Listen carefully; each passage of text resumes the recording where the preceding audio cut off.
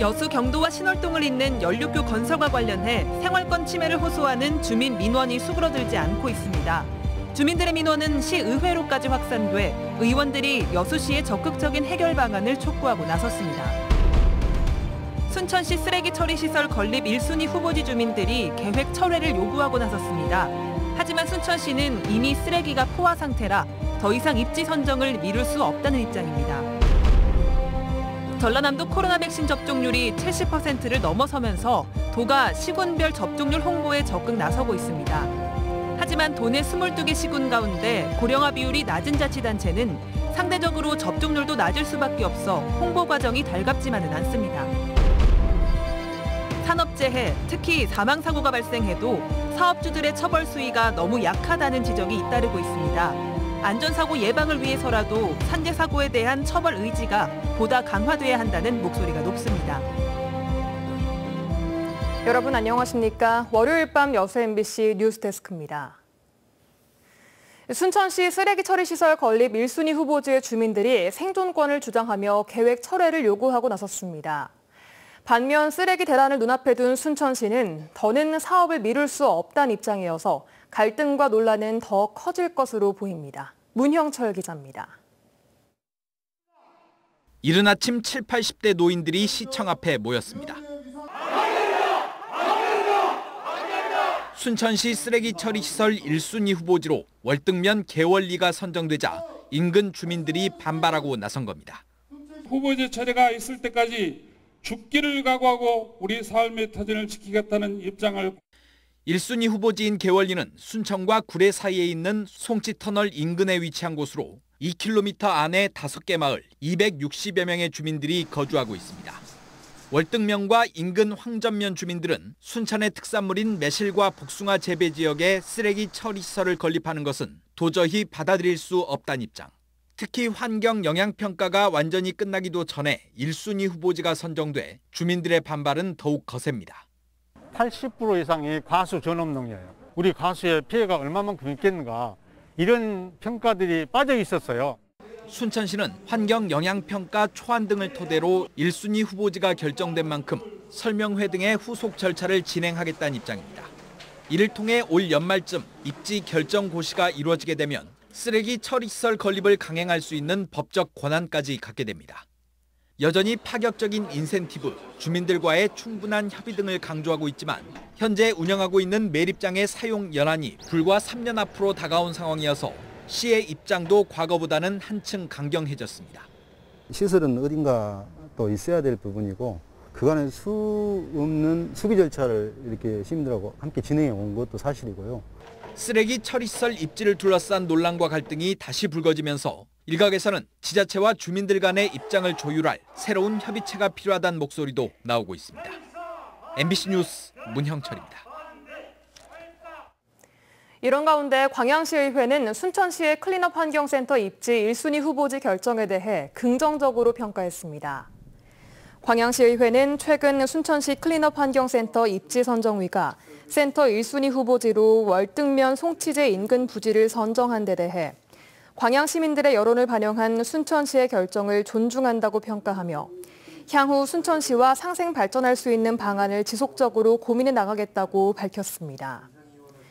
의회는 이와 함께 광양시와 인접한 순천시 서면 구상마을과 건천마을이 2순위와 4순위 후보지로 아직 남아있는 만큼 매립장 부지가 최종 확정 때까지 순천시의 결정을 주시하겠다고 덧붙였습니다. 순천만 국가정원과 순천만 습지를 잇는 무인 궤도 열차 스카이큐브의 탑승률이 예년보다 증가한 것으로 나타났습니다. 순천시는 스카이큐브가 재가동에 들어간 3월 말부터 지난달까지 7만 2천여 명이 스카이큐브를 이용해 탑승률이 12.7%를 기록했으며 이는 예년에 비해 2.4배 증가한 수치라고 설명했습니다. 순천시는 특히 지난달 관광지 통합 입장권 소지자 등에 대한 할인 제도를 도입한 이후 탑승률이 16.1%로 크게 높아졌다며 앞으로 운영 수지가 개선될 것으로 전망했습니다.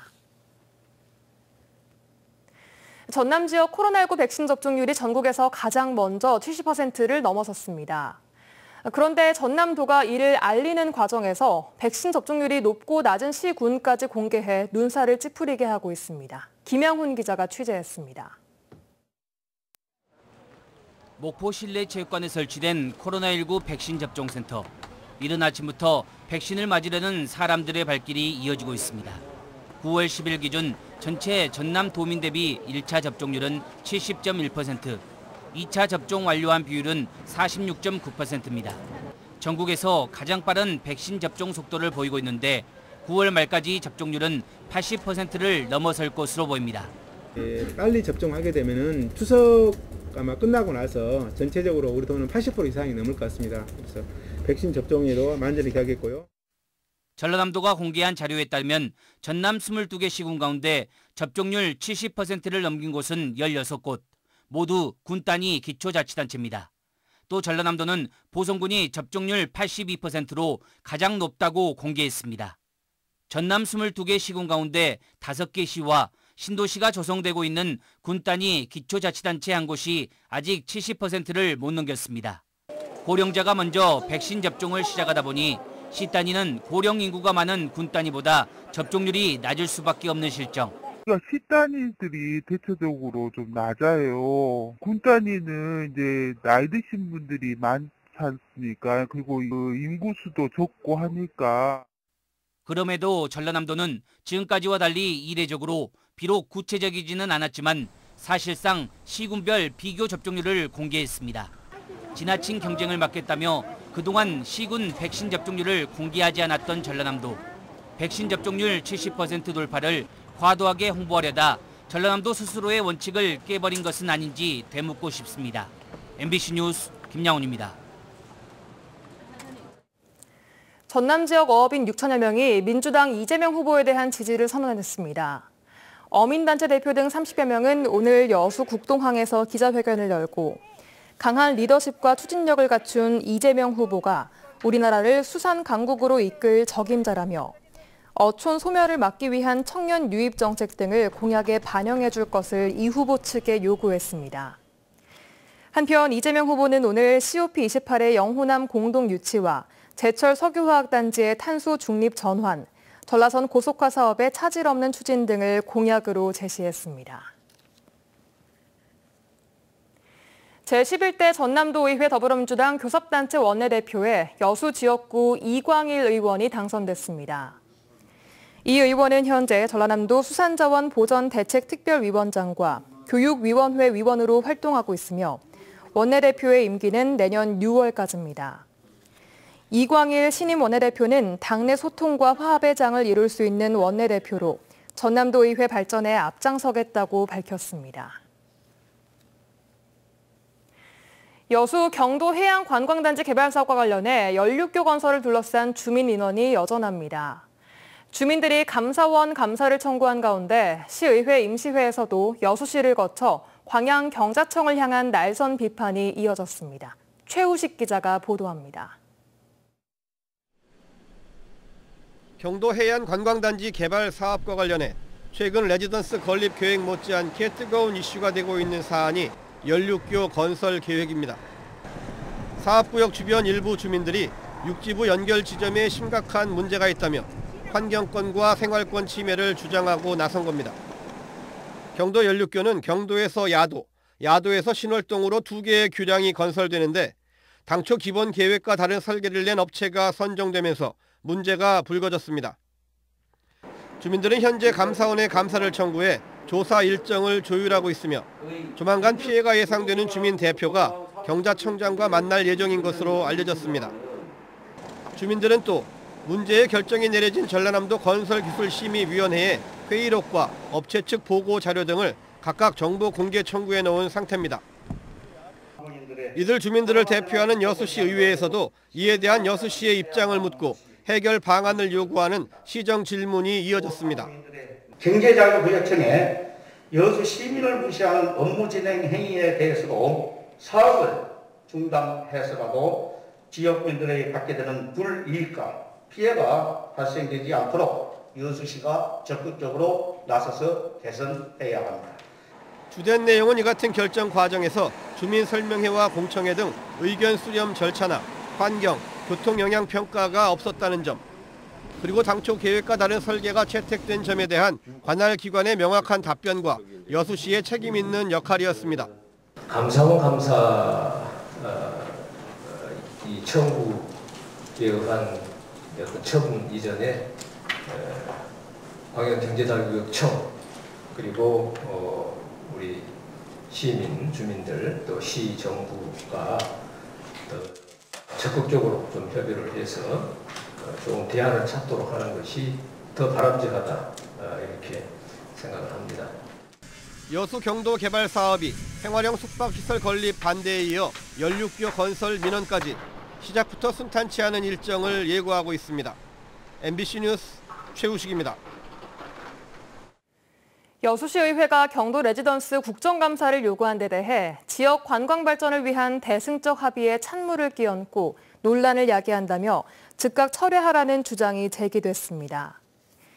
여수시 관광발전 범시민운동본부는 최근 국정감사 촉구 결의안 규탄 성명서를 통해 경관 훼손과 투기 의혹에 대해 명확한 근거를 제시해야 한다며 시의회가 기업의 투자를 저해하고 있다고 강도 높게 주장했습니다.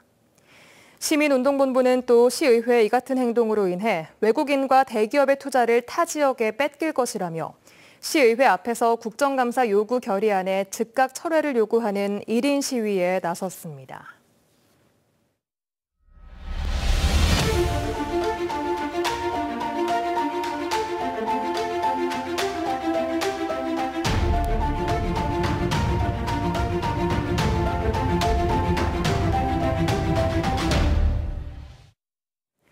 산업재해기획보도 마지막 시간, 오늘은 산재 이후 처벌 현황에 대해서 짚어보겠습니다.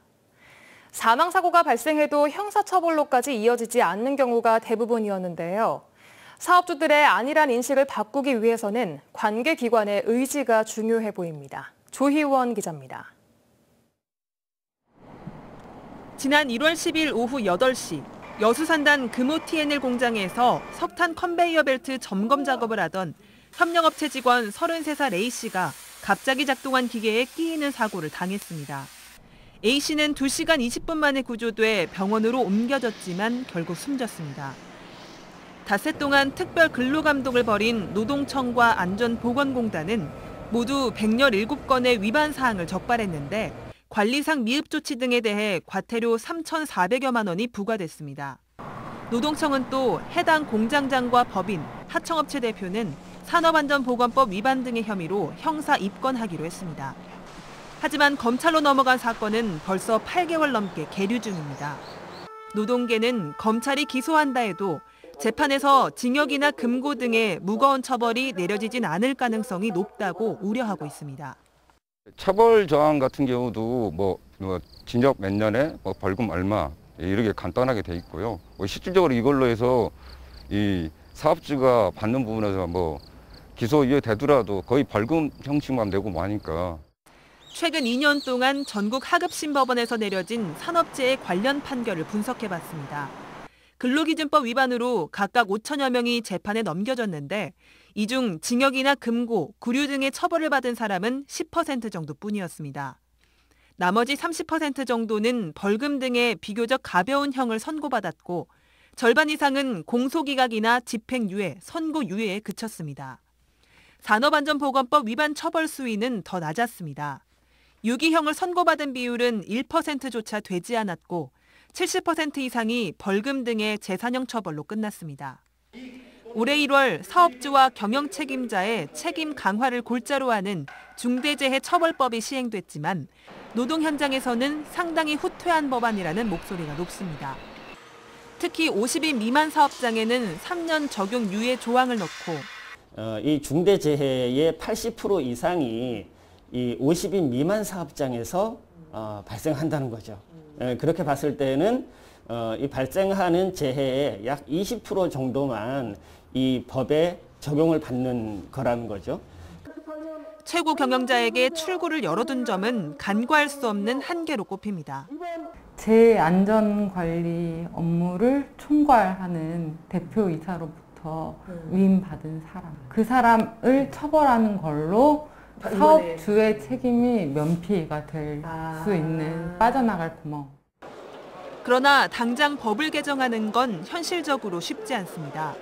결국 기업 스스로 산업재해에 대한 경각심을 갖고 무엇보다 노동청과 사법기관이 관리 감독과 강한 처벌 의지를 보여주는 것이 사고 예방의 지름길이라는 목소리가 나오고 있습니다. 정말 사업주가 책임져야 될 부분에서 강하게 줘야지만이 실질적으로 노동 현장에서 이 노동자들이 다치고 죽거나 부분들은 안 생기겠죠. MBC 뉴스 조희원입니다. 오늘 오후 12시 40분쯤 여수시 중흥동 여수산단 내 하천에서 승용차 한 대가 추락해 있다는 신고가 접수됐습니다. 추락한 차 내부에서는 지난 11일 오후 5시에 퇴근한 이후 실종된 59살 A씨가 숨진 채 발견됐습니다. 경찰은 차량 내부 블랙박스와 인근 CCTV 등을 통해 정확한 사고 경위를 조사하고 있습니다. 순천 의료생활협동조합 이사장이 조합을 사유화하고 있다는 주장이 제기됐습니다. 순천 의료생협 조합원 권익대책위는 오늘 순천시 의회에서 기자회견을 열고 현 조합 이사장 서모 씨가 조합이 운영하는 병원을 총회의 동의 없이 매각하는 등 의료조합을 사유화하고 있다고 주장하며 검찰에 고발장을 제출했습니다.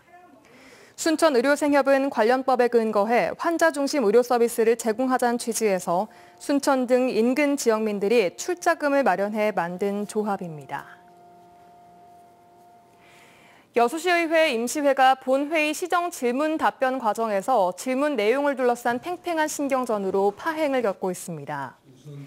여수시의회는 오늘 임시회 본회의 시정 질문과 답변을 진행하면서 주종섭 의원이 경도 연륙교 민원에 대해 질문한 데 이어 서완석 의원과 이상호 의원이 경도 레지던스 건립에 대한 보충 질문에 나섰으나 권오봉 시장이 본 질문과 무관한 사안에 대해 답변할 수 없다며 답변석을 벗어나자 의회와 시 정부 간의 공방 끝에 본회의가 산회됐습니다. 여수시의회는 이에 따라 의장단 회의를 열어 향후 일정을 논의할 예정이었지만 내일 임시회 폐회를 앞두고 나머지 시정 질문 답변과 안건 처리가 원만하게 진행될지는 미지수입니다. 여수 광양항을 동북아 물류허브로 육성하기 위한 지원 사업이 속도를 내고 있습니다. 전라남도에 따르면 2022년 정부 예산안에 여수 광양항 8개 사업 790억 원이 반영됐습니다. 특히 오랜 수건이었던 낙포부두 재개발 사업과 묘도 항만 재개발 사업 등에 각각 86억 원과 100억 원이 투입돼 사업 추진이 탄력을 받게 될 전망입니다. 더불어민주당의 대선 경선 후보들이 승부처가 될 호남 경선을 앞두고 오는 16일 토론회에서 격돌합니다. 민주당 대선 후보들은 호남권 순회 경선에 앞서 열리는 토론회에서 호남 발전 공약을 제시하고 대선 후보로서의 강점을 설명하며 호남 민심의 지지를 호소할 예정입니다.